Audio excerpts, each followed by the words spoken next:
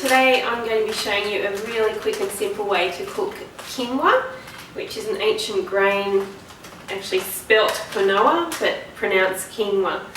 So I'll show you the quickest way I know how to prepare this. So for every cup of quinoa you need 2 cups of liquid. So I'll just measure out 1 cup of quinoa here. Now, I do like to give my quinoa a quick rinse off.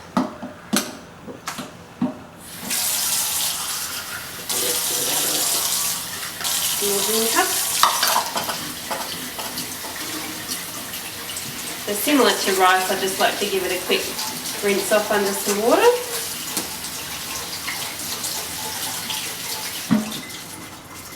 Okay, what you'll also need is a pot with a lid.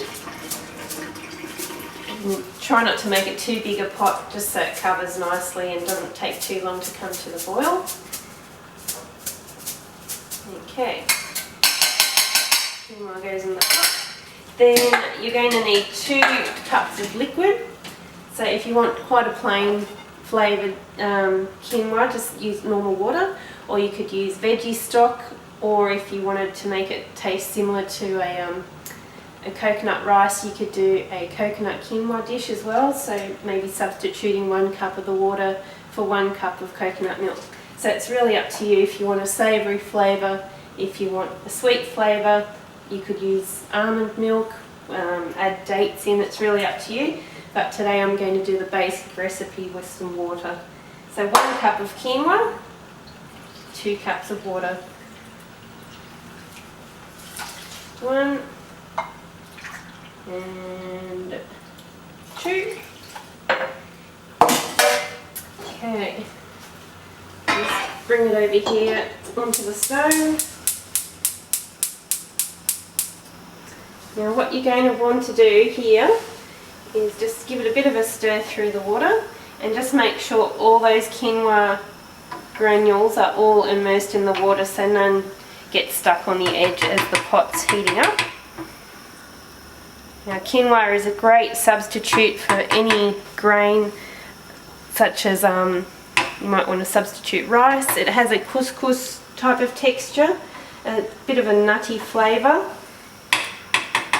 Okay, so what you want to be doing is just making sure that all those granules are under the water, so as the pot heats up it doesn't stick to the edge of the pot. Sometimes they can stick to the edge and go a bit brown, and you don't want that. So basically it can be used as a cereal instead of porridge. You could add some soy milk, you could add almond milk, you could put in dates, or if you want more like a fried rice type of substitute, you could put in some frozen peas, some frozen corn, different vegetable stock, normal stock. It's really up to you.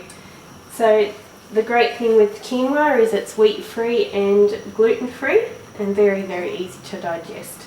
So now we're going to wait for that to come to the boil, and then I'll show you the next step. Okay, once your pot is almost boiling, you'll see it's like quite a heavy simmer there. You've brought it to the boil without a lid on, and you'll see that the quinoa is starting to plump up quite a bit in there already. So just don't touch it that whole time while it's coming to the boil. Once it's at a heavy simmer, just give it a final stir through. And again, just making sure nothing is above that water level. And this is where it's good to have a smaller pot, so your liquid is sitting just above it. If you have a flatter pot, the water is just going to spread quite a bit, and it'll be harder to keep those quinoa grains under the water, and you could end up with some crunchy, non-cooked bits at the top of the pot there. Alright, so that is now boiling. So yeah, you've brought it to the boil without touching it. Give it a final stir through. Turn off either your gas cooker or an electric cooker, however you're cooking it. Put on a lid and then do nothing else for about another 20 minutes and it'll be cooked perfectly. So we'll be back in 20 minutes time. See you then. Okay, so our 20 minutes is now up. So if we have a look at our pot here, you will notice when we take the lid off that we have some perfectly cooked quinoa. And just fluff it up like you would with normal rice, any type of grain, and you're ready to go.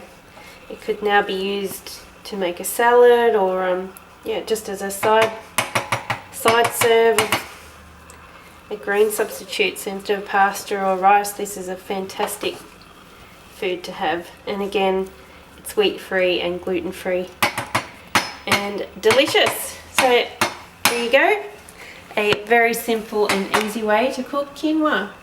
Have fun.